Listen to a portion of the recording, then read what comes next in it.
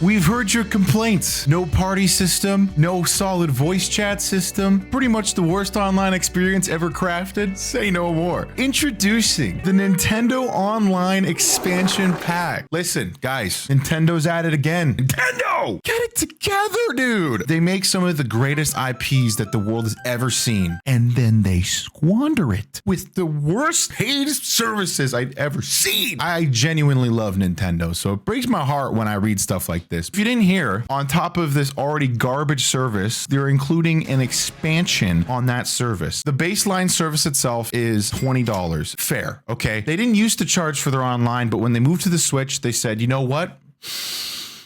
All the other players are doing it. So I was like, okay, you know what? It's fine. I don't really play online that much anyways for Nintendo, mainly because it sucks. But this new expansion pack is $50. Now, some of you might say, okay, that's just competing with the other guys. Xbox, PlayStation, they're like 50 bucks. And yeah, you're right. But their online services work. If you've ever used Nintendo Online, you'll know it is the worst netcode you've ever used in your entire life. There is somebody who developed their own online netcode for a GameCube game, and it performs better than Nintendo's netcode for Super Smash Bros. Ultimate. Listen, I know I'm yelling a lot, but I'm passionate about this, okay? So the expansion pack includes a collection of 9 Nintendo 64 titles and 14 Sega Genesis titles. It also gives subscribers Animal Crossing New Horizons Premium Expansion, which ordinarily runs for $24.99. But there's a catch, guys. Did you see that coming? If you cancel your subscription, you lose access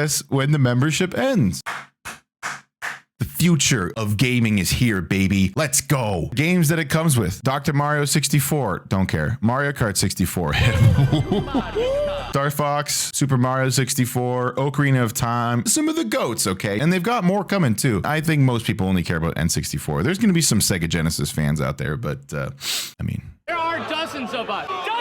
Part of the reason Nintendo's so good is because they don't follow the pack. They don't follow the Xbox or the PlayStations of the world. Nintendo is always one of those companies that has never been afraid to take risks. But at the same time, can we get someone in Nintendo HQ to freaking get it together, man? It blows me away how out of touch Nintendo can be sometimes. The craziest part, though, is emulation is at a point where you don't really need these remasters anymore. The convenience of having it on a Switch, pretty great. But I could boot up any Nintendo 64 game and just play it on my computer. The other thing though is Nintendo is offering online as if you were local split screen. Pretty cool, but you can already do that. It's a program called Parsec. If you ever wanted to know, look it up. Very easy. But wait, there's more. They have updated the textures too. This is your regular N64 Ocarina of Time. This is the Wii Virtual Console version of Ocarina of Time. This is the new Switch emulation. Can you even tell what we're looking at right now? Is that a mountain? Is that water? Is that ice? Who knows? Somebody replied to this tweet, says, emulation doesn't hurt Nintendo, but I wish it did.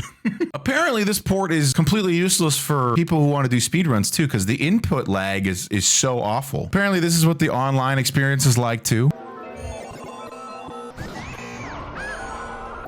I'm like almost certain that you could somehow stick an Ethernet cable into your Nintendo 64 and somehow make an online better than that. I genuinely don't mind paying for Nintendo 64 games. I mean, it's one of my favorite consoles of all time, but how can you charge an extra $30 a year for that? I don't know, man. Smash the like button. Take care. Appreciate you.